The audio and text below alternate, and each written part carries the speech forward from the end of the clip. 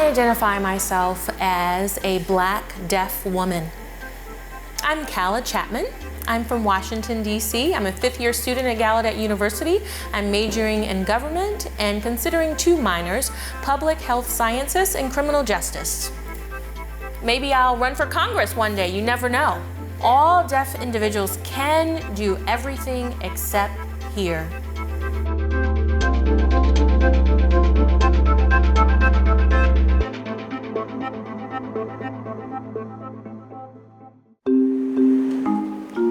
On my first day, I was a little taken aback. I was taking it all in, you know, just introducing myself to people. Gallaudet is unique because it's the only one of its kind in the world. I mean, the only one.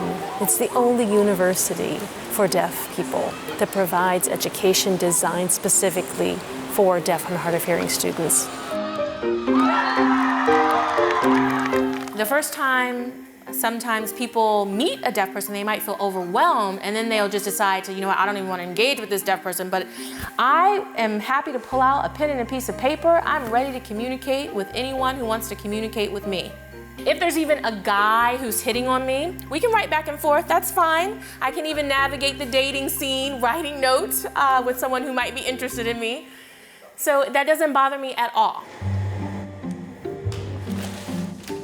Around 7 months old, something happened where I had a hearing loss. We're not sure if it was due to an illness, but after that, I became deaf.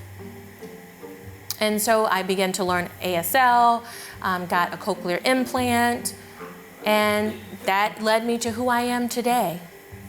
So I remember when I finally came into the deaf community. It was in high school, and I felt like the deaf community was something new to me, that there was this whole deaf world where everyone was signing, you know, everyone was communicating openly and freely with one another. American Sign Language was first began by deaf people. American Sign Language is our language. Research has shown that many children would benefit from having access to a visual language, be they're deaf or hearing, and it adds a certain dimension to your brain in terms of the way your brain processes language. Gallaudet University was founded in 1864. So fast forward to 1988. At that time, Gallaudet was 124 years old. And in that 124 years, we had never had a deaf president lead this institution.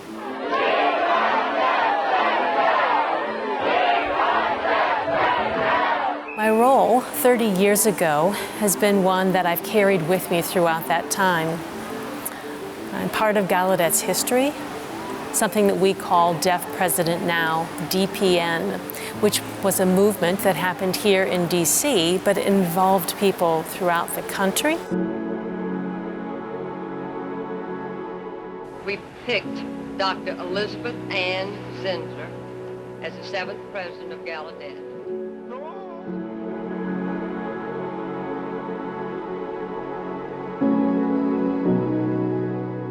Gallaudet University had to have a deaf president because that was the whole purpose of the university's establishment in the first place, to advance educational opportunities, to advance the lives of people who were deaf.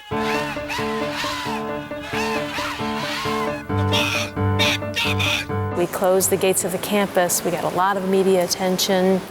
We had rallies every day, sometimes 2 or 3 times a day, in fact.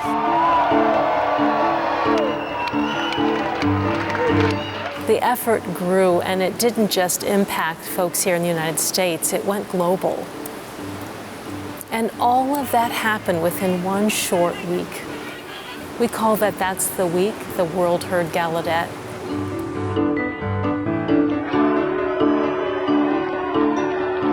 I tendered my resignation last night to pave the way for the Board of Trustees to consider the selection of a president who is hearing impaired. I am thrilled to accept the invitation of the Board of Trustees to become the president of Gallaudet University. Today we can say that this is the proudest day in the history of deaf people. We had won. We won. We had made it happen. You know, all that hard work can result in something that was successful, and we proved that to be the case, that we made this enormous impact. It was incredible. We've made the first step. It's not over yet. This is just the beginning.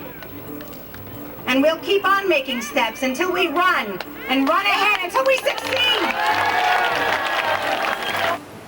King had a famous quote. Deaf people can do anything that hearing people can except hear. And that quote was shared broadly. DPN has inspired me, actually. What I learned was that deaf people really can do anything and everything, and that really inspired me to get involved in politics, because we don't have any deaf individual at this time serving in Congress. And I want to be the person that makes that happen. You know, maybe by the time I'm 25, who knows? I'm actually the only deaf member of my family. So I come from a hearing family. And I do remember my mom telling me that when she found out that I was deaf and had a hearing loss, she was a little taken aback at first. You know, of course, there's that grief that you experience because, you know, she didn't know what to do with a deaf child. Sometimes I felt lonely and isolated. You know, I was a deaf student in a hearing classroom and in a hearing environment. I actually went to 3 different programs for deaf students. The first that I attended was an oral program. That didn't work out. And then I stopped speech training when I was in middle school because, of course, I was a rebellious teenager at that point, right? Like, I didn't want to use my cochlear implant. I thought I was perfectly fine. I knew who I was, and I didn't feel like I needed to hear. You know, I didn't do that well in school. I was getting in trouble a lot. I wasn't able to participate and do well in class, finish my homework. But once I got to the school for the deaf, it was like night and day. Because of the Milan decision back in 1880, from that point forward, deaf education really did not focus at all on sign language. Children were supposed to only focus on spoken language, and so deaf and hard of hearing children who were trying to sign to communicate with one another using their hands in any way for communication were punished.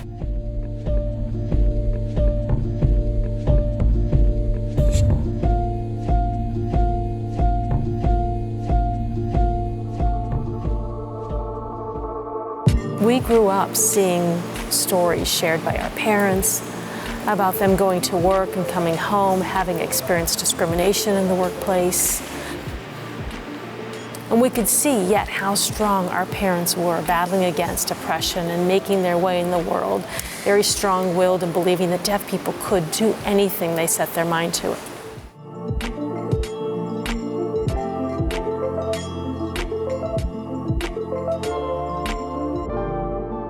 The younger deaf population, the younger children these days, they don't know this story, and they need to have this story shared with them. It's true, I don't hear certain things that those of you who can hear are able to hear. And yet, why should that be the focus on that deficit way of thinking, when instead we could focus on all the good that life brings to people who can't hear, the amazing things that people who are deaf have, as opposed to focusing on what it is they don't have.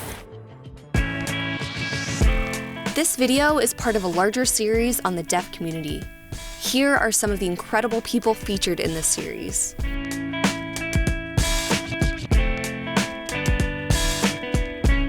Subscribe to catch all of these amazing stories on this season of Untold America. And let us know what community we should cover next.